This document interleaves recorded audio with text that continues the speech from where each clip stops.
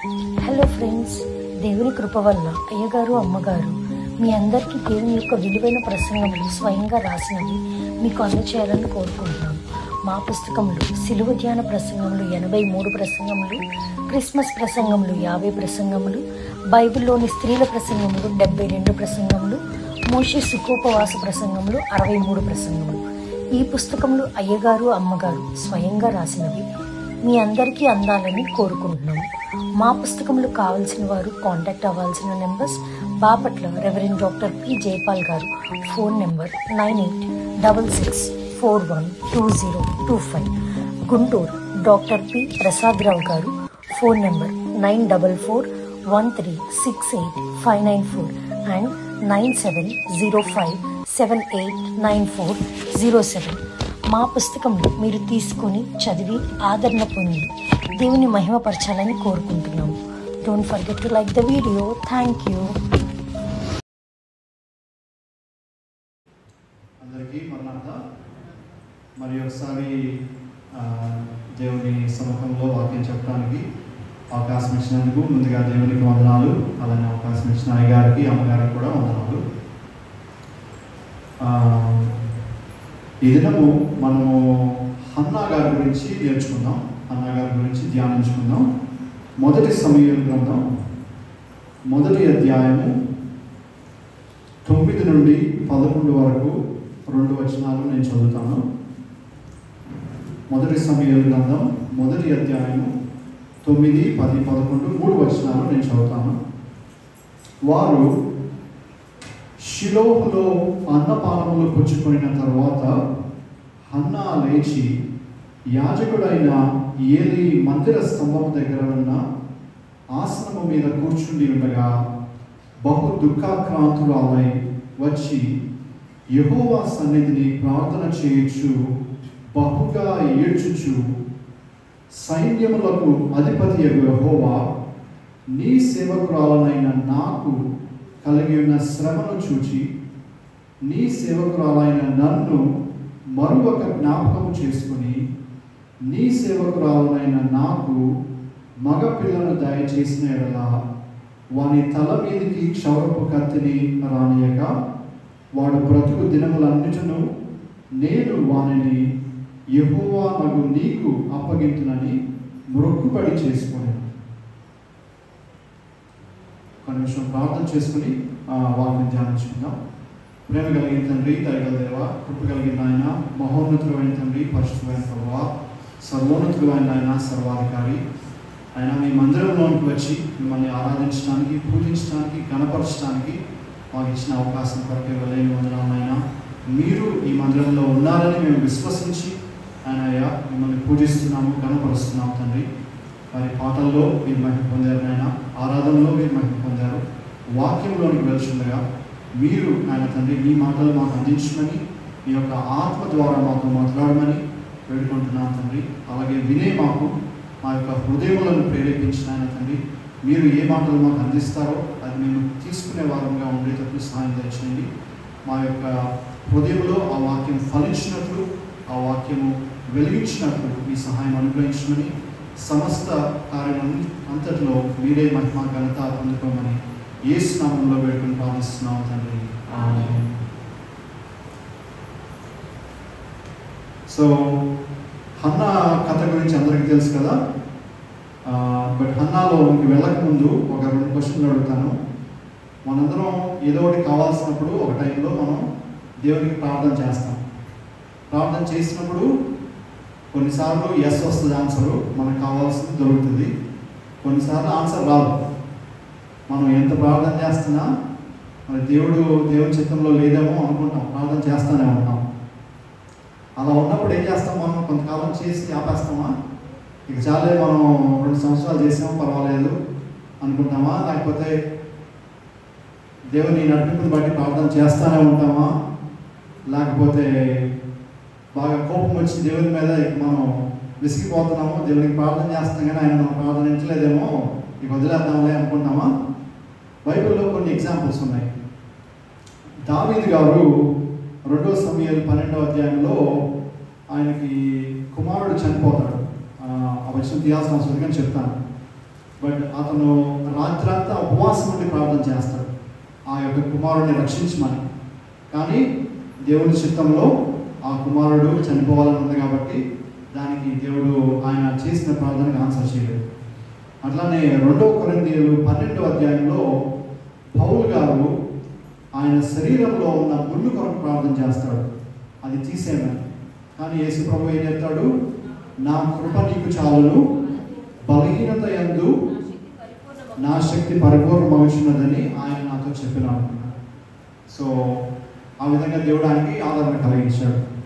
అట్లానే అన్నిటికంటే అల్టిమేట్ ఏంటంటే యేసు ప్రభు తెలుసు కదా, యేసు ప్రభు గెత్సెమనేలో ఉన్నప్పుడు ఏమంటాడు? తండ్రి, ఈ గిన్నె నా యొద్ద నుండి తొలగించుటకు నీ చిత్తమైతే తొలగించుము. లూకా 22లో ఉంటుంది. సో దేవుడు ఏం చేస్తాడు? తొలగించాడు. ఎందుకంటే ఆయన శ్రమపడి మన యొక్క పాపంలో ఆయన మీద వేసుకుంటేనే మనకి నిత్య జీవం కలుగుతుంది. కాబట్టి దేవుని చిత్తంలో ఆ విధంగా ఆయన నడుచుకోవాల్సి వచ్చింది. సో ఈ 3 కేసెస్లో వాళ్ళు బాగా ప్రార్థన చేశారు, దావీదు గారు, పౌలు గారు, యేసు ప్రభు. కానీ దేవుని చిత్తంలో ఏం జరగాలో అది జరిగింది. మరి హన్నా విషయంలో ఏమైంది? ఆమె ఏమడిగింది? ఆమె ప్రార్థన చేసిన దానికి ఆన్సర్ వచ్చిందా లేదా? దేవుని యొక్క ప్రణాళిక ఏంటి ఆమె ఎక్స్పీరియన్స్లో అనేది ఈ దినం మనం ధ్యానించుకుంటాం. నేను అమెరికాలో అటెండ్ అయ్యే చర్చ్లో మా పాస్టర్ గారు ఒక పుస్తకం ఎప్పుడో ఇచ్చారు. చాలా పాత పుస్తకం, 1800 ఆ టైంలో ప్రింట్ చేసిన పుస్తకం. ఉండి చదువుకోమని ఇచ్చారు. అందులో ఏముందంటే బైబిల్లో ఉన్న తల్లులందరి గురించి ఒక 2 పేజీలు, చిన్న పుస్తకమే. సో బైబిల్లో అనేక మంది తల్లులు ఉంటారు కదా, తల్లుల గురించి ఉంటాయి. సో ఒక్క తల్లికి ఒక పేరు పెట్టారు. సో ఇంగ్లీష్లో ఉంది కానీ తెలుగులో చెప్తాను. ముందుగా యుకేబేద్ ఎవరో తెలుసు కదా? యుకేబేద్ ఎవరు? మోషే గారి తల్లి. సో యుకేబేద్ గారిని టెస్టెడ్ మదర్ అని అన్నారు, అంటే తెలుగులో పరీక్షించబడిన తల్లి. అట్లానే హాగర్ గారు తెలుసు కదా? హాగర్ గారిని హోమ్లెస్ మదర్ అన్నారు, అంటే ఇల్లు లేని తల్లి అని అన్నారు. అట్లానే షునేమీయురాలు ఉంది కదా ఒక ఆమెని బ్రేవ్ మదర్ అన్నారు, అంటే ఏంటి? ధైర్యవంతురాలైన తల్లి. వాళ్ళ కొడుకు చనిపోయిన తర్వాత కూడా భర్తను గర్లించకుండా వెళ్ళింది ఆయన దగ్గరికి.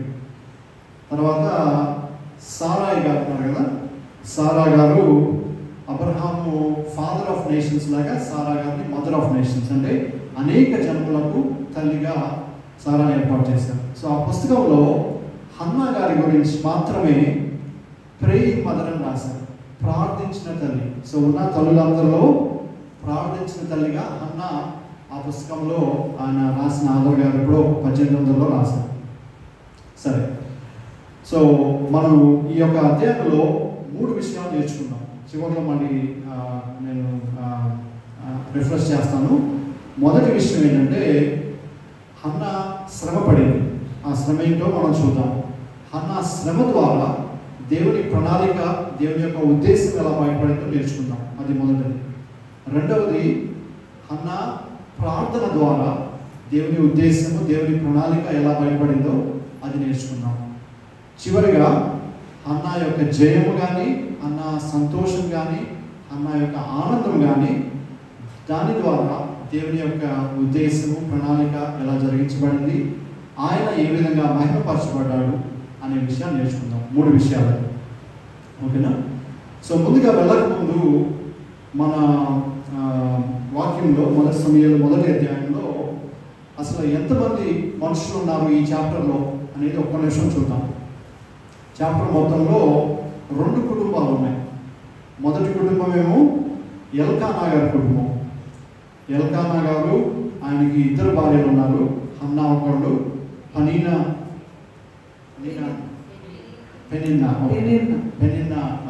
అనే 2వ భార్య.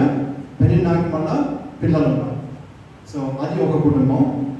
2వ కుటుంబం ఏమో యాజకుడైన ఏలీ గారి కుటుంబం. ఏలీ గారు, ఆయన పిల్లలు హఫ్నీ, ఫినెహాస్ అని ఉంటారు. సో 2 కుటుంబాలు మనం చూస్తున్నాం. ఎల్కానా గారు మొదటి దినవృత్తాంతములు 6:27లో లేవి వంశావళి నుంచి వచ్చాడని ఉంటుంది. అంటే యాజక వంశం నుంచి ఎల్కానా వచ్చారు. దాని ద్వారా సమూయేలు గారు యాజక వంశావళిలో ఉన్నారనేది మనం నేర్చుకుంటాం. సో ఈ ఎల్కానా గారి కుటుంబము చాలా భక్తి కలిగిన కుటుంబం. 3వ వచనంలో చూస్తే ఏముంటుందంటే, ఇతడు షీలోహు నందున్న సైన్యముల అధిపతికి యెహోవాకు మొరకుటకును బలి అర్పించుటకును ఏటేటా తన పట్టణం విడిచి ఆ చెట్టుకి పోవచ్చున్నాడు. ప్రతి సంవత్సరము వాళ్ళు దేవునికి బలి అర్పించడానికి కుటుంబం అంతా కలిసి వెళ్తున్నారు. సో ఎంత భక్తి కలిగి ఉన్నారనేది మనం ఒకవైపు చూస్తున్నాం. రెండో వైపు ఏలీ గారి కుటుంబం కూడా ఉంది. ఆయన కుమారులు అదే 3వ వచనంలో ఏలీ యొక్క ఇద్దరు కుమారులు హొఫ్నీ, ఫినెహాసులు యెహోవాకు యాజకులుగా ఉన్నాయి. సో ఆ 2 కుటుంబాలతో పాటు ఇంకొక క్యారెక్టర్ ఈ చాప్టర్లో ఉంది. ఏంటది చెప్పగలరా ఎవరన్నా? ఏంటంటే యెహోవా దేవుడు. యెహోవా దేవుడు మొదటి నుంచి చివరి వరకు కథ మొత్తం నడిపిస్తున్నాడు. ఆయన కథ మొత్తం ఆయన ఆధీనంలో ఉంచుకున్నాడు. ఎందుకు మాట చెప్తున్నానంటే, మొదటి అధ్యాయంలో ఎవరన్నా మీరు ఇంటికి వెళ్ళిన తర్వాత లెక్క పెట్టుకోండి, యెహోవా అనే పదం 20 సార్లు ఆ అధ్యాయంలో రాసింది. సో మొదటి వచనం నుంచి ఎన్ని వచనాలు ఉన్నాయి? 28 వచనాలు ఉన్నాయి. ఇంగ్లీష్లో అయితే 23 సార్లు వచ్చింది. బట్ తెలుగులో నేను లెక్కేస్తే 20 సార్లు యెహోవా పేరు వచ్చింది. అంటే ఏంటంటే యెహోవా ద్వారానే ఈ యొక్క వాక్యము మనకు నేర్పడుతుంది. జరిగే ప్రతి విషయము, ప్రతి క్రమము యెహోవా నామమును బట్టియే, ఆయన నామ ఘనత కొరకే, ఆయన ప్రణాళిక, ఆయన ఉద్దేశం కొరకే ఈ యొక్క వాక్యం రాయబడి ఉన్నదని మనం గ్రహించి ఆయనకి స్తుతులు చెల్లించుకోవాలి. సరే, సో మొత్తం 2 కుటుంబాలు యెహోవా, మొత్తం 7 వచ్చారు లెక్క పెడితే కనుక. సో మూడు అంశాలని చెప్పాను కదా. సో మొదటి అంశంలోనికి వెళ్దాం. మొదటి అంశంలో ఏంటి? హన్నా యొక్క శ్రమ ద్వారా దేవుడు ఏ విధంగా మహిమపరచబడ్డాడు, ఆయన ఉద్దేశం ఏంటి, ఆయన ప్రణాళిక ఏంటనేది మనం నేర్చుకుంటాం. సో మేము చిన్నప్పుడు విజయవాడలో ఉండేవాళ్ళం. మాకు సమ్మర్ హాలిడేస్ ఎప్పుడు వచ్చినా బాపట్ల వచ్చేవాళ్ళం, లేకపోతే కావూరు వెళ్ళేవాళ్ళం. సో బాపట్ల వెళ్తున్నామంటే చాలా సంతోషం.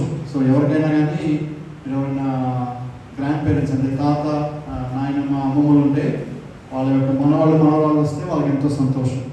సో ప్రతి సంవత్సరం అలా చేసేవాళ్ళం. ఇప్పుడు కూడా మేము మా వీలుని బట్టి సంవత్సరానికి ఒకనాడు మా పిల్లలకి సెలవు దొరికినప్పుడు దూరంలో ఉన్నా మేము ఇక్కడికి రావడానికి ప్రయత్నిస్తున్నాం. అట్లానే హన్నా గారి కుటుంబం కూడా ప్రతి సంవత్సరం షీలోహు అనే ప్రదేశానికి వెళ్తున్నారు. ఎందుకు వెళ్తున్నారు? దేవుని ఆరాధించడానికి, ఆయన పేరు మీద దహన బలులు అర్పించడానికి, ఆయన కొరకు ప్రార్థన చేసుకోవడానికి ప్రతి సంవత్సరం వెళ్తున్నారు. కానీ చిన్నపిల్లలాగా సంతోషంగా వెళ్తుందా?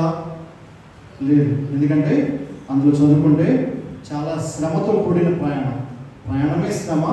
అంతేకాకుండా పెనీనాతో ఉన్న యొక్క ప్రత్యర్థిత్వాన్ని బట్టి తను చాలా ఇబ్బంది పడుతూ ఉంది. అయినప్పటికీ విడవకుండా ప్రతి సంవత్సరం ఆయన భర్తతో కలిసి షీలోహు అనే ప్రదేశానికి వెళ్తూ ఉంటారు. అన్న యొక్క శ్రమ గురించి ఒక మాట 7వ వచనంలో ఉంది. ఏమనుందంటే, హన్న యెహోవా మందిరమునకు పోవునప్పుడల్లా అది ఆమెకు కోపము పుట్టించును, కనుక ఆమె భోజనము చేయక ఏడ్చుచూ వచ్చాను. ఎందుకని కోపం పుట్టింది అంటే, ఒకటి ఆమెకి పిల్లలు లేరు, తెలుసు కదా. సో పిల్లలు లేకపోతే అప్పటి టైంలో అయినా ఇప్పటి టైంలో అయినా చాలామంది తక్కువగా చూస్తారు. ఓకే, మీకు పిల్లలు లేరు, ఎందుకు లేరు అని అడుగుతూ ఉంటారు. అంతేకాకుండా రెండవ విషయం ఏంటంటే, 2 భార్యలు ఉన్నారని చెప్పాను కదా ఆమె భర్తకి. సో రెండవ భార్య ఈమెని బాగా హింసిస్తూ ఉండేది. ప్రాబబ్లీ పిల్లలు లేరు అని. అంతేకాకుండా ఎల్కానా గారు హన్నాని ఎక్కువగా ప్రేమిస్తారు. ఆ వచనం చూద్దాం. దానివల్ల ఏంటంటే జలసీ, అంటే తెలుగులో ఏముంటుందో అసూయ. సో అసూయ ఉంటుంది కదా, అందువలన ప్లస్ ఆమెకి పిల్లలు ఉన్నారు. అందువలన వీటన్నిటిలో హన్నా శ్రమపడినా కూడా దేవుని మందిరానికి ప్రతి సంవత్సరం వెళ్తూ వస్తూనే ఉంటుంది. సో ఇది జరిగినప్పుడు హన్న ఆ శ్రమలో ఉండి ఎలా రెస్పాండ్ అయింది, ఏ విధంగా తను రియాక్ట్ అయింది అనేది చూద్దాం. 6వ వచనంలో చదువుకుంటే ఏముంటుందంటే, యెహోవా ఆమెకు సంతు లేకుండా చేసి ఉన్న హేతువును బట్టి ఆమె వైరియగు పెనిన్నా ఆమెను విసిగించుటకై ఆమెకు కోపము పుట్టించుచు వచ్చాను. సో మనల్ని అలా ఎవరైనా ఇబ్బంది పెట్టారనుకోండి, మనకి ఈ టైంలో ఇద్దరు భార్యలు ఉన్న పరిస్థితి లేదు, కానీ మనల్ని బయట ఎవరైనా ఇబ్బంది పెట్టారనుకోండి, బాగా కష్టమైన పరిస్థితి వచ్చిందనుకోండి, అప్పుడు మనం ఏం చేస్తాం? ముందుగా వెళ్ళి మన భర్తకో భార్యకో పిల్లలకో షేర్ చేసుకుంటాం. తర్వాత ఎవరైనా బంధువులు ఉంటే వాళ్ళ దగ్గరికి వెళ్తాం, లేకపోతే బాగా పలుకుబడి ఉన్న వాళ్ళ దగ్గరికి వెళ్ళి వాళ్ళతో ఒక మాట చెప్పించడానికి ఆలోచిస్తాం. కానీ హన్న ఏం చేసిందంటే, భర్త దగ్గరికి వెళ్ళలేదు, వాళ్ళ బంధువుల దగ్గరికి వెళ్ళలేదు, ఎవరి దగ్గరికి వెళ్ళలేదు. తన మైండ్లో ఒకే ఒక ప్లేస్లో తనకి సొల్యూషన్ దొరుకుతుందని తను నమ్మింది. ఆ ఒకే ఒక ప్లేస్ ఏంటంటే దేవుడి యొక్క పాదముల దగ్గరికి వెళ్ళి తనకున్న ఏ శ్రమ అయినా, ఎంత ఇబ్బంది అయినా, ఎంత కష్టమైనా దేవుని పాదముల దగ్గరికి వెళ్ళి అక్కడ ప్రార్థన చేసుకుంటే దేవుడు తీరిస్తే తీరుస్తాడు, తీర్చకపోయినా ఆ ఒక్క ప్లేస్లోనే తను నమ్మకం పెట్టుకుని దేవుని దగ్గరకు వెళ్ళింది. ఇంకా వాళ్ళ భర్త ఉంటాడు కదా ఎల్కానా గమనిస్తాడు, ఈమె బాధపడుతుందని తెలుసు. సో ఆయన మాట్లాడకపోయినా పరిస్థితులన్నీ ఆయన గమనిస్తాడు కదా, ఆయనకు తెలుసు. 8వ వచనంలో ఏముంటుందంటే, ఆమె పెనిమిటి అయిన ఎల్కానా, హన్నా నీవు ఎందుకు ఏడ్చుచున్నావు? నీవు భోజనము మానుడేలా నీకు మనోవిచారం ఎందుకు కలిగినది? 10 మంది కుమారుల కంటే నేను నీకు విశేషమైన వాడను కానా అని ఆమెతో చెప్పాను. సో ఎల్కానా గారు ఏం చేస్తున్నారంటే, మానవ పద్ధతిలో, మనుషుల పద్ధతిలో ఆమెకు ఆదరణ అందించడానికి ట్రై చేస్తున్నాడు. కానీ ఆమె మాత్రం దేవుడి దగ్గర ఆదరణ కొరకు ఎదురు చూస్తుంది. సో ఆ వాక్యంలో చదువుకుంటే ఆయన ఎన్ని చెప్తాడు, కానీ ఆమె ఏ విధమైన రెస్పాన్స్ ఉండదు, ఆమె ఏమి తిరిగి చెప్పదు. ఎందుకంటే ఆయన చూపించే ఆదరణ ఆమె ఇబ్బందికి అది సాల్వ్ కావట్లేదు, ప్రాబ్లమ్స్. ఆమె యొక్క సొల్యూషన్ ఎక్కడ ఉంది? దేవుని దగ్గర ఉంది. కాబట్టి దేవుని ఆదరణ మీదే ఆమె డిపెండ్ అయ్యి ముందుకు వెళ్తా ఉంది. సో మనము ఆ పరిస్థితిలో ఉన్నప్పుడు, మనకి ఇబ్బంది వచ్చినప్పుడు, మనకి కష్టం వచ్చినప్పుడు మనం ఎవరి దగ్గరికి ముందు పరిగెత్తుతున్నాము అనేది గమనించుకోవాలి. సరే, చిన్నపిల్లలు అంటే పాపం ఎవరన్నా, మా అబ్బాయి కూడా ఎవరైనా వచ్చి కొట్టారంటే ముందు వచ్చి నాకు చెప్తాడు, అదిగో వాళ్ళు ఎంత పెద్దవాళ్ళైనా నా మీద నమ్మకం, నేను వెళ్ళి వాళ్ళని కొడతాను, వాళ్ళని ఇది చేస్తానని. కానీ మనకి అలానే మా అబ్బాయి దేనిలానే మనకి మన తండ్రి అయిన దేవుడు ఉన్నాడు. మన తండ్రి అయిన దేవుడు అందరికంటే గొప్పవాడు. సో ఎటువంటి ఇబ్బంది వచ్చినా, ఎటువంటి శ్రమ వచ్చినా, ఎటువంటి కష్టం వచ్చినా ముందుగా పరిగెత్తుకుని ఆయన దగ్గరికి వెళ్తే మనకి ఆదరణ వస్తుంది. మనకు కావాల్సిన ఆన్సర్ వచ్చినా రాకపోయినా అక్కడికి వెళ్తే మనకి ఆదరణ వస్తుంది. కాబట్టి హన్నా ద్వారా అది మనం నేర్చుకోవాలని ఈ దినము దేవుడు మనకు నేర్పిస్తున్నాడు. అట్లానే దేవుడు వాక్యంలో ఒక మాట చెప్తాడు కదంటే, హన్నా ఏ విధంగా తగ్గించుకుని ఉంది, ఏ విధంగా దీనత్వం కలిగి ఉంది అనేది మనము ఇక్కడ నేర్చుకుంటా ఉన్నాం. యాకోబు 4వ అధ్యాయం 6వ వచనంలో తెలిసిన వచనం అందరూ తెలుసు కదా, దేవుడు అహంకారులను ఎదిరించి దీనులకు కృప అనుగ్రహించు.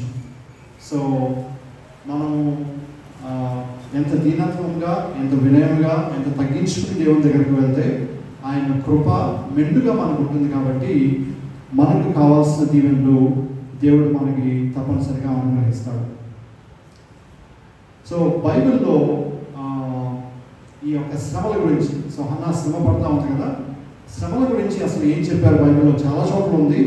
బట్ ఒక 3 విషయాలు శ్రమల ద్వారా మనం ఏం నేర్చుకుంటాము, దేవుడు శ్రమలో మనల్ని పంపించడం ద్వారా మన యొక్క ఆత్మీయ స్థితి ఎలా ప్రోగ్రెస్ అవుతుంది అనేది 3 విషయాలు నేర్చుకుందాం. నేర్చుకునే ముందు దేవదాసాయి గారు ఒక పాట రాశారు, తెలుసు కదా అందరికీ, మానవుడు శ్రమను పొందక దైవ మానవుడు ఎటు కాగలదని. 2 వచనాలు పాడుకుందాం. కాలకుండగనే అనే వచనము, తర్వాత శ్రమల మార్గమే విమల మార్గం. ఆ 2 వచనాలు పాడుకుని కంటిన్యూ చేద్దాం. మానవుడు శ్రమను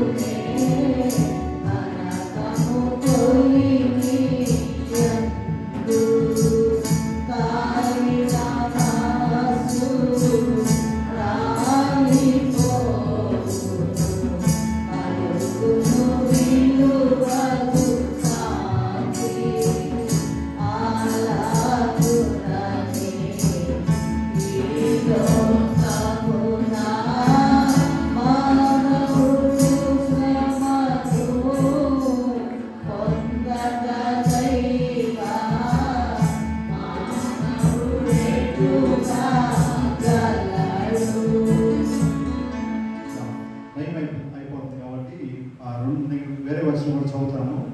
శ్రమల మార్గమే విమల మార్గము, శ్రమ భక్తునికి ఆశ్రయము, శ్రమలే సంపూర్ణంబగు దైవ మానవునిగా చేయు కదా, శాంతి కలుగు కాంతి వెలుగు. సో శ్రమల ఇంకా ఒక వచనంలో 9-10 వచనాలు ఉన్నట్టున్నాయి ఆ పాటలో. సో వెళ్ళినప్పుడు చదువుకోండి. శ్రమల ద్వారానే మనం దైవ మానవులు కాగలము అని దేవదాసాయి గారు ఆ పాటలో రాశారు. ఇప్పుడు బైబిల్లో 3 ఎగ్జాంపుల్స్ చూసి ముందుకు వెళ్దాం. మొదటిగా ఏంటంటే, మనము శ్రమలలో వెళ్ళినప్పుడు దేవునికి దగ్గరగా అవుతాం. శ్రమ లేకపోతే అన్ని బాగానే జరుగుతుంటే మనకి దేవుడు అవసరం లేదు.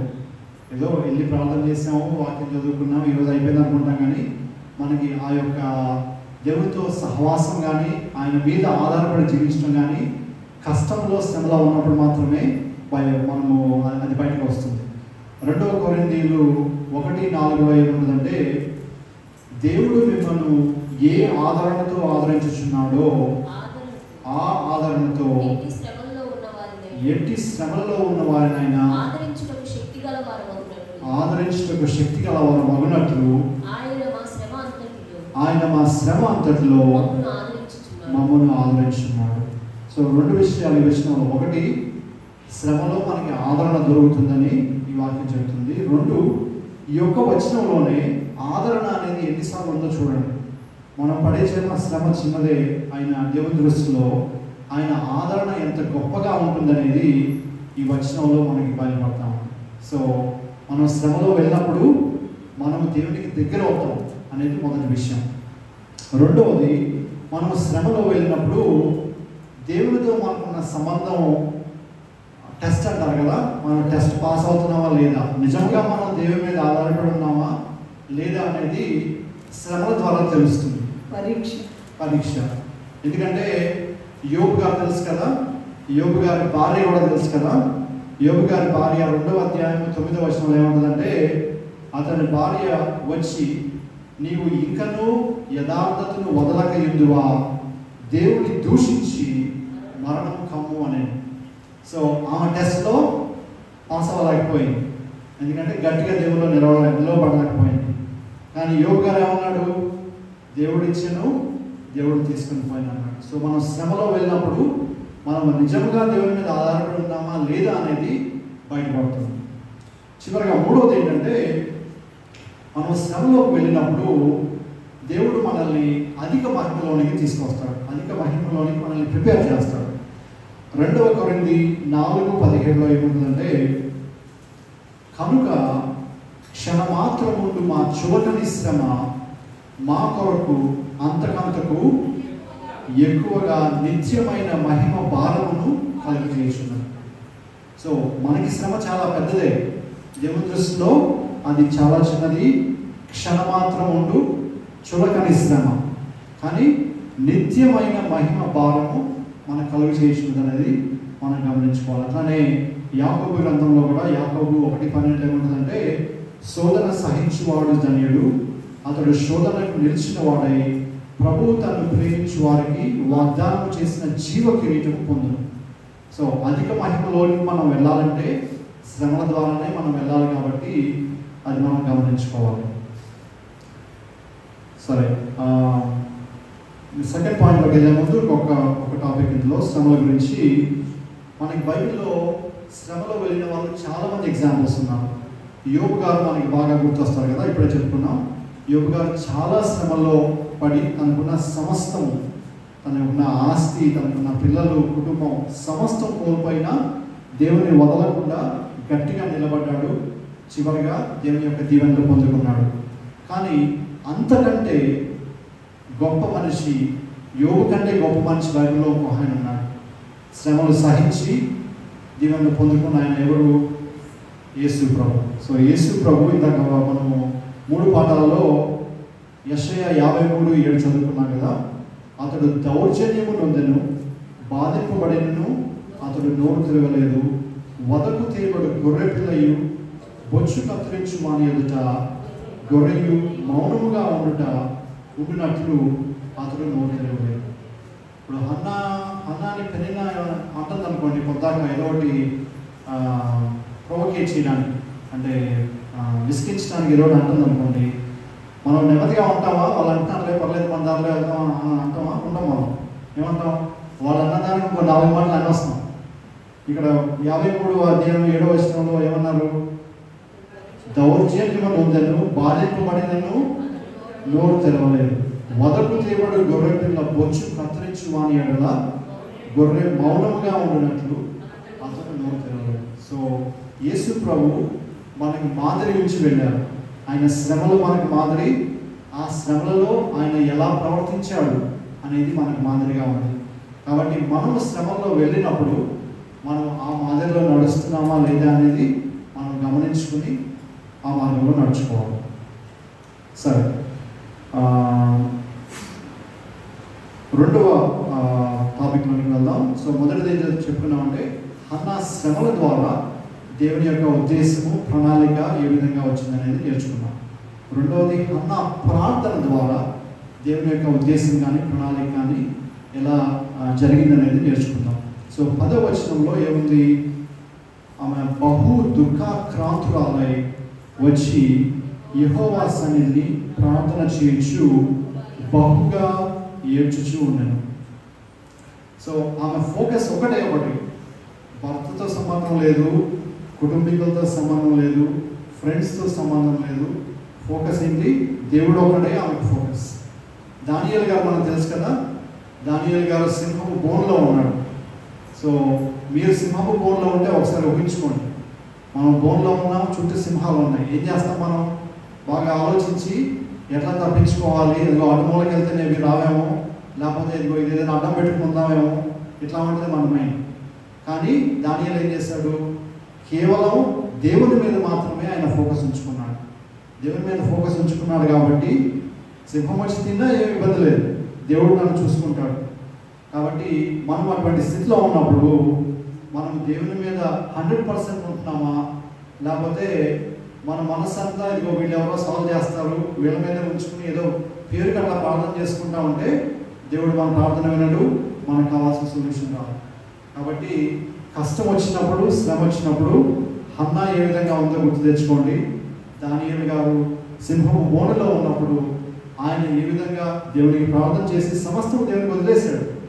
దేవుడు ఆయన తప్పిస్తే దేవునికి మహిమ, తప్పించకపోయినా ఏమి ఇబ్బంది లేదు. సో ఆ యొక్క ప్రార్థన, నా పాయింట్ ఏంటంటే వాళ్ళు చేసిన ప్రార్థన మనము డిలిజెంట్గా, అంటే 100% ప్రార్థనకి ఇచ్చి చేస్తే అప్పుడు దేవుని కార్యం జరుగుతుంది. మొదటి దినవృత్తాంతములు 16వ అధ్యాయము 11వ వచనంలో ఏమవుతుందంటే, యెహోవాను ఆశ్రయించుడి, ఆయన బలమును ఆశ్రయించుడి, ఆయన సన్నిధిని నిత్యము వెతుకుడి. సో మన దేవుడు బలవంతుడైన దేవుడు. ఆయన్ని ఆశ్రయించడం అంటే ఆయన సన్నిధిలోనికి వెళ్ళడం, ఆయన సన్నిధిని నిత్యము వెతకమన్నారు. ఆ విధంగా హన్నా చేసింది కాబట్టి ఆమె దేవుని యొక్క బలం పొందుకుంది. అట్లానే మొదటి యోహాను 5వ అధ్యాయం 13వ వచనంలో ఏముంటుందంటే, ఆయనను బట్టి మనకు కలిగిన ధైర్యం ఏదనగా ఆయన చిత్తానుసారంగా మనం ఏది అడిగినను ఆయన మన మనవి ఆలకించినది. సో యోహాను గారు మనకి ఇక్కడ ధైర్యం చెప్తున్నారు. సో ఇవన్నీ హన్నా దేవుని ఆత్మ ద్వారా బలపడింది. మనం దేవుడిని అడిగితే కనుక మనకి తప్పకుండా దేవుడు ఆమె యొక్క మనవి ఆలకిస్తాడు అనే ఒక కాన్ఫిడెన్స్ ఆమెలో ఉంది. ఆమె యెహోవా యొక్క బలమును ఆశ్రయించి ఆయన సన్నిధిని వెతికింది కాబట్టి దేవుడు ఆమెకి ఆశ్రయించాడు. మనం కూడా అన్నలాగానే, మనము కూడా కొన్ని సంవత్సరాలు మనకంటే ముందున్న మనము కూడా అదే దేవుడిని పూజిస్తున్నాం. ఆమె ఏ విధంగా దేవుణ్ణి మొరపెట్టుకుందో, ఏ విధంగా ఆయన ఆశ్రయించిందో, ఏ విధంగా ఆయన సన్నిధిలో సమయం గడిపిందో మనము అలా గడిపినలా ఆమె ఏ విధమైన దేవునిలో పొందుకుందో మనము కూడా పొందుకోగలం. 11వ వచనంలో ఆమె ప్రార్థన ఉంటుంది. ఏమనుంటుందంటే, ఇంకా చదువుకున్నాం, సైన్యములకు అధిపతి యెహోవా నీ సేవకురాలైన నాకు కలిగి ఉన్న శ్రమను చూచి నా సేవకురాలైన నన్ను మరొక జ్ఞాపకం చేసుకుని నీ సేవకురాలైన నాకు మగపిల్లలు దయచేసినలా వాని తల మీదకి క్షవపు కత్తి ఎన్నటికీ రానియక వాడు బ్రతుకు దినములన్నిటను నేను వారిని యెహోవానగు నీకు అప్పగించునని మొక్కుబడి చేసుకున్నాను. సో దేవుని ఆరాధిస్తా, దేవుని గణపరుస్తా, దేవుని పూజిస్తా తగ్గింపు స్వభావం కలిగి ఆమె ప్రార్థన చేసింది. ఆ ప్రార్థన మనము కూడా ఒక మాదిరి పెట్టుకొని మనం కూడా ఆ విధంగా ప్రార్థన చేయాలి. సో ఒక పాయింట్ ఇక్కడ చెప్తాను. మనకి పిల్లలు లేరనుకోండి, మనం ఏం చేస్తాం? పిల్లల కొరకు ప్రార్థన చేస్తాం. పిల్లల కొరకు ఎందుకు ప్రార్థన చేస్తాం? ఓకే, పిల్లలు ఉంటే మన చుట్టూ వాళ్ళకి ఏం మాట్లాడరు, లేకపోతే పిల్లలు ఉంటే మనకి సంతోషం, వాళ్ళు ఎదగడం ఎలాగో చూడొచ్చు. వాళ్ళ యొక్క తాతలు అమ్మలు వాళ్ళు చాలా సంతోషంగా గడుపుతారు. అంతేకాకుండా మనము ముసలి వాళ్ళం అయినప్పుడు వాళ్ళు మనల్ని చూసుకుంటారు. సో ఇవన్నీ మామూలుగా మనం ఆలోచిస్తాం పిల్లలు ఉంటే. కానీ హన్న యొక్క మోటివ్ అంటారు కదా, అంటే ఆమె ఉద్దేశం మొదట్లో ఆమె ప్రార్థన ప్రాబబ్లీ మొదలుపెట్టినప్పుడు పిల్లలు లేరు, ప్రార్థన చేస్తే పిల్లలు వస్తారని మొదలుపెట్టింది. కానీ ఆ యొక్క శ్రమ ద్వారా దేవునికి బాగా దగ్గరైంది. దేవునికి బాగా దగ్గరైనప్పుడు ఆమె పర్పస్ ఏంటంటే పిల్లల్ని పొందుకుని వాళ్ళతో సంతోషిద్దామని కాదు. ఆమె పర్పస్ ఏంటంటే దేవుని యొక్క ప్రణాళిక ఏంటి నా ఉద్దేశంలో. సో సమూయేలు గారు పుట్టినా కూడా అతను వీణ అయ్యేంత వరకు వచ్చిన తర్వాత ఏలీ గారి దగ్గర పెట్టేసి వెళ్ళిపోయింది. ఎందుకంటే ఆమె ఉద్దేశం కంటే, ఆమె ఆశల కంటే, ఆమె యొక్క ఇంట్రెస్ట్ కంటే కూడా దేవుని యొక్క ఇంట్రెస్ట్ ఏంటనేది ఆమె గమనించుకుంది. అట్లానే మనం ప్రార్థన చేసేటప్పుడు కూడా మన యొక్క ఆలోచనల కంటే కూడా దేవుని ఆలోచనలు ఏంటి అనేది మనం గ్రహించుకోవాలి. యాకోబు గారు ఒక మాట చెప్తారు. యాకోబు 4వ అధ్యాయము 3వ వచనంలో ఏమని చెప్తారంటే, మీరు అడిగినను వినియోగించుటకై దురుద్దేశంతో అడుగుదురు గాక మీకు ఏమీ దొరుకుటలేదు. కాబట్టి మనం ప్రార్థన చేసేటప్పుడు, మనం దేవుణ్ణి అడిగేటప్పుడు ఏ ఉద్దేశంతో అడుగుతున్నాము అనేది మనం గమనించుకోవాలి. At the end of the day, అంటే చివరిగా దేవునికి ఎప్పుడైనా మహిమ కలగాలి, ఆయన యొక్క చిత్తము నెరవేరాలి, ఆయన నామం మహిమపరచబడాలి. ఆ ప్రాసెస్లోనే మనం ఏదైనా పొందుకోవాలి. అది కాకుండా మనకి ఇది కావాలి, అది కావాలంటే యాకోబు గారు చెప్పినట్లు మనకి దొరకదు. మనం ప్రార్థన చేస్తూనే ఉంటాము, ఆన్సర్ రాదు, మనకి దేవునితో సహవాసం ఉండదు. సో అది గమనించుకోవాలి. ఒక థియోలజియన్ ఉన్నాడు అమెరికాలో. ఆయన ఈ యొక్క హన్నా గారి గురించి చెప్తా ఒక మాట చెప్తాడు. ఏమంటాడంటే, ఎవరికైనా కానీ మనకి ఒక ఇబ్బంది ఉంటుంది, ప్రార్థన చేస్తాం, ఆ ఇబ్బంది తొలగిపోతుంది, సంతోషంగా వెళ్ళిపోతాం. అది మామూలుగా సీక్వెన్స్. ఈమె కూడా బిడ్డలు లేరు, ఇబ్బంది పడింది, ప్రార్థన చేసింది, బిడ్డలు ఇచ్చి సంతోషంగా వెళ్ళిపోతే బాగానే ఉంది. కానీ ఇక్కడ ఎలా ఉందంటే వాక్యంలో, ఈమె ఇబ్బంది పడింది, ప్రార్థన చేసింది, బిడ్డలు రాలా, ఇంకా సంతోషంగా వెళ్ళిపోయింది, తర్వాత బిడ్డలు వచ్చారు. 18వ వచనంలో ఉంటుంది, చదవండి. 18వ వచనంలో ఆమె ఏలీ గారి దగ్గరికి వెళ్ళి ప్రార్థన చేస్తుంది.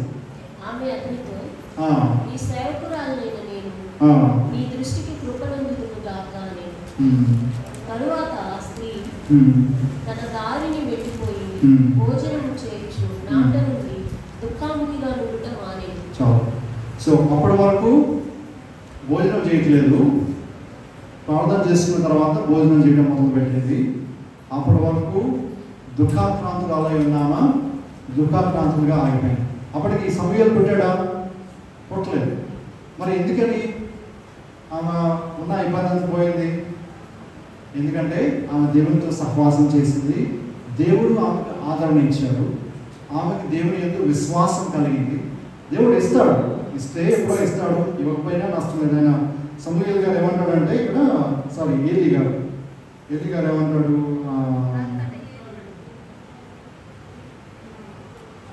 అంతటా ఏలీ, నీవు క్షేమముగా వెళ్ళము, ఇశ్రాయేలు దేవునితో నీవు చేసుకున్న మనవి ఆయన దయచేయునుగాక అని ఆమెతో చెప్పాను. సో ఆ మాట ఏలీ గారు అంటాడు, దేవుడు ఏలీ గారి ద్వారా మాట్లాడిస్తాడు. ఆమె సంతోషంగా ఉన్న భారమంతా తొలగించుకుని వెళ్ళిపోతాం. సో మనం దేవునితో నడిచినప్పుడు ఏంటంటే, మనం అడిగేది పొందకపోయినా మనకి నెమ్మది, సమాధానం ఉంటుంది అనేది మనం ఇక్కడ అన్న ద్వారా నేర్చుకుంటున్నాం. అట్లానే అయ్యగారు అమ్మగారు స్త్రీల గురించి, బైబిల్లో ఉన్న స్త్రీల గురించి ఒక పుస్తకం ప్రచురించారు, తెలుసు కదా మీ అందరికీ. అందులో హన్నా గారి గురించి కూడా ఒక సర్మన్ అంటే ఒక వాక్యం ఉంది, ప్రసంగం ఉంది, 24వ ప్రసంగం. సో అందులో ఒక మాట నేను చదువుతా ఉంటే అందులో ఒక మాట చెప్తాను. ఏమని చెప్తారంటే, మనం ఆదివారం చర్చికి ఎందుకు రావాలి, ఆదివారం చర్చికి వచ్చి ఎందుకు ప్రేయర్ చేసుకోవాలి అని అడుగుతారు. ఇంటి దగ్గర చేసుకోవచ్చుగా, ఆదివారం వచ్చి చర్చికి ఏమి సాధిస్తాం అని ఒక క్వశ్చన్ అడుగుతారు వాళ్ళు రాసిన ప్రసంగం. ఆ మాట చెప్పి 2 వాక్యాలు చెప్తారు. ఒకటి ఏంటంటే, కీర్తనలు 11:4లో యెహోవా తన పరిశుద్ధ ఆలయంలో ఉన్నాడు. సో మనం ఆలయం వచ్చినప్పుడు హన్నా ఏ విధంగా ప్రతి సంవత్సరం రిలీజియస్గా డిసిప్లిన్గా వెళ్ళి చేసిందో, మనం దేవుని దగ్గరకు వచ్చినప్పుడు ఆయన మనం వింటాడు. అట్లానే కీర్తనలు 18:6లో కూడా ఏముందంటే, నా శ్రమలలో నేను యెహోవాకు మొరపెట్టి తిని, నా దేవునికి ప్రార్థన చేసి తిని, ఆయన తన ఆలయంలో ఆలకించి నా ప్రార్థనను అంగీకరించి నా మొర ఆయన సన్నిధిని చేరి ఆయన చెవులో వచ్చాను. కాబట్టి మనకి ఎన్ని బిజీ స్కెడ్యూల్ ఉన్నా, ఎన్ని పనులున్నా, మనం ఎక్కడికి ప్రయాణం చేస్తున్నా ఆదివారం మాత్రం మర్చిపోకుండా వెళ్ళాలి. అదే ప్రసంగంలో 3 ప్రార్థనలు చెప్పారు. మీరు మీ అందరూ తెలిసే ఉంటుందేమో, కొత్తగా చెప్తారేమో. ఒకటి మన యొక్క పర్సనల్ ప్రేయర్ అంటే వ్యక్తిగత ప్రార్థన చేసుకోవాలి. 2 కుటుంబ ప్రార్థన చేసుకోవాలి. 3 సంఘ ప్రార్థన, కార్పొరేట్ ప్రేయర్ అంటారు ఇంగ్లీష్లో. సో ఆ 3 ప్రార్థనలు ఉంటేనే మనం ప్రతిదినము దేవునిలో ఎదగలము, దేవునితో సహవాసం చేయగలము, దేవుని చిత్తానుసారంగా నడుచుకోగలము, దేవుని యొక్క ఆదరణ పొందుకోగలము. సో మేము కూడా ఇక్కడికి వచ్చే ముందు దేవుని కృపను బట్టి జోర్డన్ అనే కంట్రీకి వెళ్ళాం. సో మేము వెళ్ళిన టైంలో మధ్యలో ఆదివారం వచ్చింది. సో మేము ఎక్కడో చూసుకుని లోకల్గా చర్చ ఎక్కడ ఉందో వెతుక్కుని, మాకెవరూ తెలియదు ఆ దేశంలో, ఆదివారం వెళ్ళాలి కదా అని మాకు చిన్నప్పటి నుంచి అలవాటు ఉంది కాబట్టి మా ఇద్దరికి మేము మా పిల్లల్ని తీసుకుని అక్కడ లోకల్గా చర్చ్లో ఎవరు ఆరాధన జరిపిస్తారో అక్కడికి వెళ్ళి మేము ఆరాధన చేసుకుని వచ్చాం. సరే, చివరిగా సో రెండు విషయాలు అయిపోయినాయి. అన్న యొక్క శ్రమ గురించి తెలుసుకున్నాం, దేవుని ఉద్దేశం ఎలా ఉందో.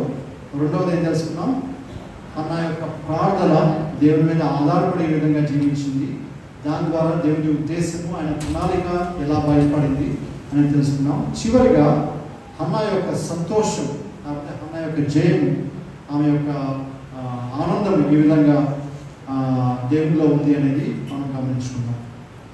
సో బైబిల్లో చూస్తే చాలా ఎగ్జాంపుల్స్లో ప్రార్థన చేసేవాళ్ళు ఉంటారు, కానీ దేవుడు ఆ మూమెంట్లో ఆన్సర్ ఇవ్వడు. కొంతమందికి ఏమో లైక్ ఏమంటారు, గాస్పల్స్ అంటే సువార్తల్లో వాళ్ళు ఎదురొస్తారు, యేసు ప్రభువా మాకు స్వస్థత చేయి అంటాడు, ఇమీడియట్గా స్వస్థత చేస్తాడు. కొంతమంది ప్రార్థన చేస్తూనే ఉంటారు, ఎప్పుడుకో వస్తుంది. అబ్రహాము, సారా గారు తెలుసు కదా, వాళ్ళకి దేవుడు వాగ్దానం చేస్తాడు. ఎన్ని సంవత్సరాలు వాళ్ళు ఎదురు చూస్తారు? 100 సంవత్సరాలు కానీ 25 సంవత్సరాలు దేవుడు వాగ్దానం చేసిన తర్వాత 25 సంవత్సరాలు వాళ్ళు ఎదురు చూస్తూనే ఉంటారు. దేవుడు చెప్పాడు మాకు, కానీ ఆ యొక్క విశ్వాసం వాళ్ళు విడిచిపెట్టలేదు. అట్లానే హన్నా విషయంలో కూడా ఇక్కడ మనం చెప్పుకున్నట్లు, తను పిల్లలు వచ్చినా లేకపోయినా తన ఉద్దేశం ఏంటంటే దేవుని చిత్తం తన జీవితంలో జరగాలి. ఆ విధంగా ఆమె రూపాంతరం చెందింది. ఒరిజినల్గా మేము మొదట్లో ఇదంతా లేనప్పుడు ఆమె సోల్ పర్పస్ ఏంటి, ఇదిగో ఈ పక్కన కనిన్నా అనే ఆమె నన్ను ఇబ్బంది పడుతుంది కాబట్టి ఆమె మీద నేను ప్రతీకారం తీర్చుకోవాలి, నాకు పిల్లలు వస్తే సమానంగా ఉంటుంది, ఇక నాకు ఇబ్బంది ఉండదు అనే పద్ధతిలో ప్రాబబ్లీ మొదలుపెట్టి ఉంటుంది. కానీ దేవుని దగ్గర ప్రార్థన చేసి మొదలుపెట్టుకుని దేవునికి దగ్గరై దేవుని స్వరూపంలోకి మార్చబడినప్పుడు అవి ఏవీ లెక్కలోకి రావు. ఒకే ఒకటి లెక్క ఏంటంటే దేవుని నామం మహిమపరచబడాలి, ఆయన చిత్తం ఏదో ఆ మార్గంలో నడుచుకోవాలి. సమూయేలు గారు, హన్నా ఎంత దీవించబడిందంటే, సమూయేలు గారిని మనం చూసుకుంటే యేసు ప్రభు గారికి సమూయేలు గారికి కొన్ని సిమిలారిటీస్ ఉన్నాయి. నేను డీటెయిల్గా వెళ్ళాలి కానీ ఒక మాట చెప్తాను. సమూయేలు గారు ప్రవక్త, తెలుసు కదా మనందరికీ, యాజకుడు, అట్లానే న్యాయం తీర్చువాడు, జడ్జి అంటారు. యేసు ప్రభు గారు కూడా ప్రవక్తగా వచ్చారు, యాజకుడిగా వచ్చారు, తర్వాత రాజాది రాజుగా ఉన్నారు. సో సమూయేలు గారు యేసు ప్రభువుతో కొన్ని లక్షణాలు షేర్ చేసుకున్నారు. అట్లానే వాక్యంలో కూడా ఎలా ఉంటుందంటే మొదటి సమూయేలు 2:26లో ఏముంటుందంటే బాలుడకు సమూయేలు ఇంకను ఎదుగుచు యెహోవా దయందును మనుషుల దయందును వర్ధిల్లుచుండెను అని మొదటి సమూయేలు గారి గురించి ఉంటుంది. లూకా సువార్త 2:52లో ఏముంటుందంటే యేసు జ్ఞానమునందును వయస్సునందును దేవుని దయందును మనుషుల దయందును వర్ధిల్లుచుండెను. ఇక ఎవరి గురించి అట్లా ఉండదు, వాళ్ళిద్దరి గురించే వాక్యం ఆ విధంగా సింగర్గా రాస్తుంది. సో దేవుడు హన్నాని ఏర్పరచుకున్నాడు. హన్నా ద్వారా సమూయేలుని ఇశ్రాయేలీయులకి లీడర్గా దేవుడు ఏర్పాటు చేశాడు.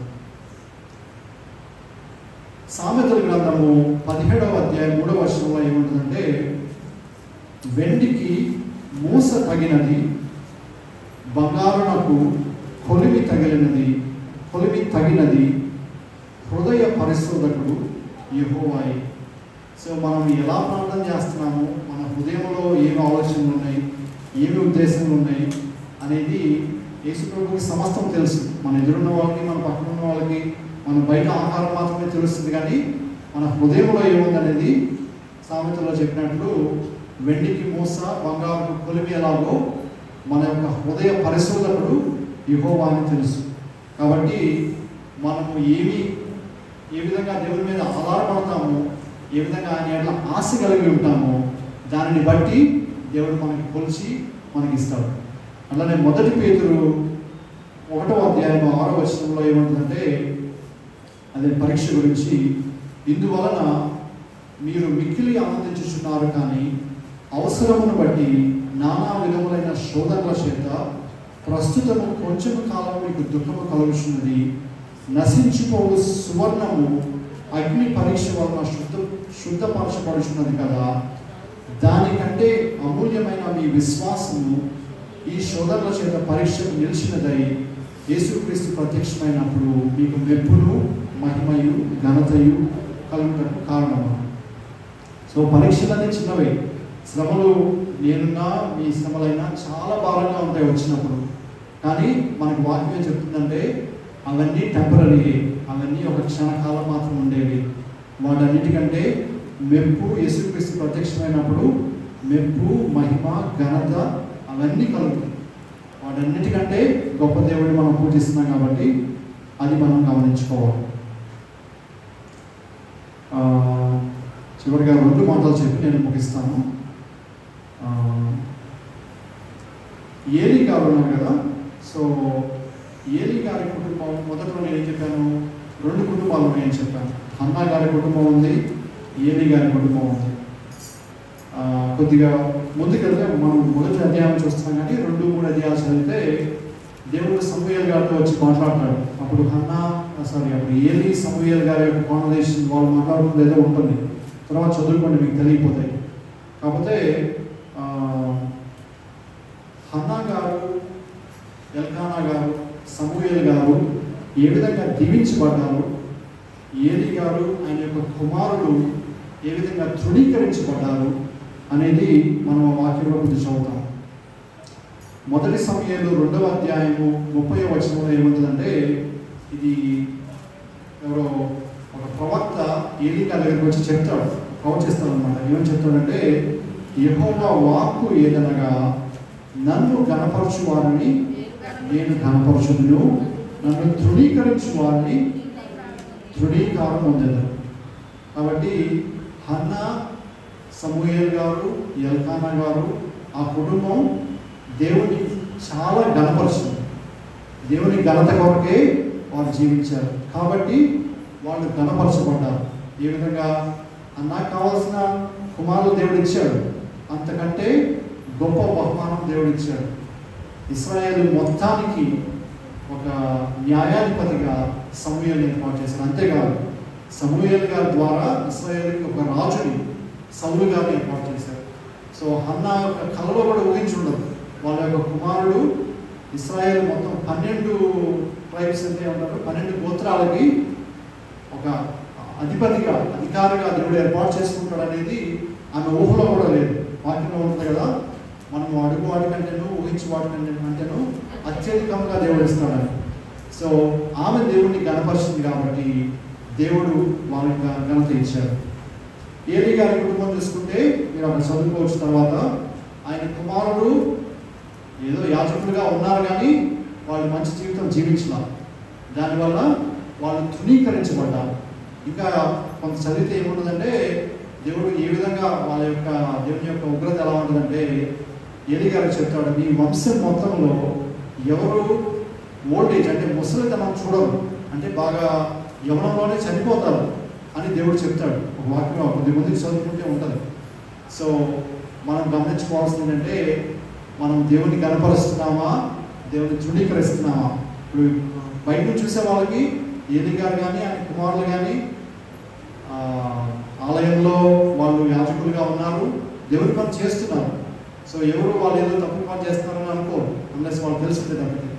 కాబట్టి మనం కూడా ఆదివారం ఆరాధనకు వస్తున్నా మనం మన హృదయంలో మనం గమనించుకోవాలి, దేవుని కనపరుస్తున్నామా లేదా అని. అట్లానే పరమగీతంలో ఒక వాక్యం ఉంటుందంటే బలు రక్కసి చెట్లలో వల్లి పద్మము కనపడినట్లు స్త్రీలలో నా ప్రియురాలు కనపడుతున్నది. ఇంగ్లీష్లో లిలీ అమాంగ్ ద బ్రాంబుల్స్ అంటారు. బ్రాంబుల్స్ అంటే బాగా ఈ థాన్స్ ముళ్ళు చెడిపోయినది. సో ఆ బలిరక్కస చెట్లు మామూలుగా ఉండేవాళ్ళు. వల్లి పద్మం అంటే లిలీ అంటే మనము దేవునితో సహవాసం చేసి దేవుని దగ్గరగా ఉండి దేవునితో నడిచి ఆయన యొక్క దీవెనలు పొందుకునే వాళ్ళంగా ఉండాలంటే ఆ యొక్క బలిరక్కస చెట్లలో వల్లి పద్మంగా మనం కనపడాలి. దేవుడు మన గురించి ఆ విధంగా సాక్ష్యం చెప్పాలి అనే దాని గురించి మనం ప్రార్థన చేసుకోవాలి. నాకు అమెరికాలో ఎలా ఉంటుందంటే ఇక్కడ కూడా ఉంటుంది అనుకుంటా మామూలుగా ప్రతి ప్లేస్కి వెళ్ళినప్పుడు ఉద్యోగపరంగా ఉద్యోగం చేయాలి. కానీ వాళ్ళు రెగ్యులర్గా ఎలా చెప్తారంటే మీరు ఆహారం జాగ్రత్తగా తినండి ఒకటి, డాక్టర్ దగ్గరికి వెళ్ళినా చెప్తారు కదా, లేదంటే ఎక్సర్సైజ్ చేయండి, లేకపోతే కావాల్సిన నిద్ర బాడీకి ఇవ్వండి, అప్పుడు మీరు ఆరోగ్యంగా ఉంటారు, అప్పుడు మీరు బాగా పనిచేయగలరు అని ఏ కంపెనీకి వెళ్ళో చెప్తారు ప్రతి కంపెనీస్లో. సో కంపెనీలో పనిచేయకపోయినా మనం కూడా ఇప్పుడు డాక్టర్ దగ్గరికి వెళ్తే నిద్ర సరిపోతుందా, లేకపోతే ఎక్సర్సైజ్ చేస్తున్నారా, కొద్దిగా నడుస్తున్నారా, టైంకి తింటున్నారా, మంచి ఆహారం తింటున్నారా, ఇవన్నీ చెప్తారు. కానీ క్రైస్తవులుగా మనం గమనించుకోవాల్సిందంటే వాటన్నిటికంటే దేవుడితో మన సహవాసం ఎలా ఉంటుంది, మనం ప్రతిదినము దేవునికి ప్రార్థన చేస్తున్నామా, దేవుని వాక్యం చదువుకుంటున్నామా, దేవుని ధ్యానం చేస్తున్నామా, దేవుని సన్నిధిలో గడుపుతున్నామా అనేది గమనించుకోవాలి. ఆహారము మన శరీరంకి ఎంత ముఖ్యమో వాక్యము ప్రార్థన మన ఆత్మకు అంత ముఖ్యం. శరీరము కొంతకాలమే ఉంటుంది, తర్వాత అయిపోతుంది, కానీ ఆత్మ దేవుని దగ్గరకు వెళ్తుంది. కాబట్టి శరీరం కంటే కూడా ఆత్మకి ఇవ్వాల్సిన మోర్ ఇంపార్టెంట్. కాబట్టి మనకి కొంచెం కష్టం అవుతుంది, మనం ఓకే ఇవాళ బిజీగా ఉన్నాం చేయలేదని అనుకుంటాం. కానీ మనం ప్రార్థన చేస్తే, విశ్వాసం కలిగి దేవుని పరిశీలన చేస్తే, మనం ఆయన వెతికితే ఆయన తప్పనిసరిగా మనకి దొరుకుతాడని అనేక ప్లేసెస్లో ఉంది బైబిల్. Hebrews 12:2 ఏముంటుందంటే విశ్వాసమునకు కర్తయు దానిని కొనసాగించి వాడైన యేసు వైపు చూచుచు మన ఎదుట ఉన్న పందెంలో ఓపికతో పరిగెత్తుతాం. సో మనందరం పందెంలో ఉన్నాం, ఒకటి తర్వాత ఒకటి వస్తానే ఉంటుంది. కానీ మనం ఓపికతో ఓరిమితో దేవుని వైపు చూచుచు విశ్వాసమునకు కర్త దానిని కొనసాగించి వాడైన దేవుడు. మన విశ్వాసం కుదరదు, మనం దేవుడు ఏర్పాటు చేసిన విశ్వాసంలో ఆయన కొనసాగిస్తే మనము పందెంలో ఓపికతో పరిగెత్తగలము అనేది హెబ్రీ గ్రంథంలో రాశారు. కాబట్టి మనం చదువుకున్న 3 విషయాలను ఒకసారి గుర్తు చేసి నేను ముగిస్తాను. మొదటిగా ఏం నేర్చుకున్నాం? హన్నా యొక్క శ్రమ, ఆమె శ్రమ ద్వారా దేవుని యొక్క ప్రణాళిక, దేవుని యొక్క ఉద్దేశం ఏ విధంగా బయటకు వచ్చింది అనేది మనం తెలుసుకున్నాం. చిన్న శ్రమ కంటే కూడా దేవుని యొక్క మేలు ఏదైతే ఎలా ఉందనేది మనం గమనించుకున్నాం. రెండవది హన్నా యొక్క ప్రార్థన, ఏ విధంగా ప్రార్థన చేసింది, ఏ విధంగా దేవుని ఉద్దేశం ప్రణాళిక బయటకు వచ్చింది, మనము ఏ విధంగా ప్రార్థన చేయాలి, మన యొక్క మోటివ్స్, మన ఉద్దేశాలు ఏంటి, మనం నిజంగా దేవునికి గంట కొరకు మనం అడుగుతున్నామా, మన సొంత ఆలోచన కొరకు అడుగుతున్నామా అనేది రెండవది. మూడవదిగా ఏంటంటే అన్న యొక్క సంతోషం, అన్న యొక్క ఆనందం, ఆమె పొందిన విజయం మనము కూడా పొందొచ్చు. కానీ దేవుని ప్రణాళికలో, దేవుని ఉద్దేశంలో జరగాలి అనేది మనం గమనించుకోవాలి. ఈ చిన్న మాటలు దేవుడు దీవించిన దాక ఆమె. ప్రార్థన చూసి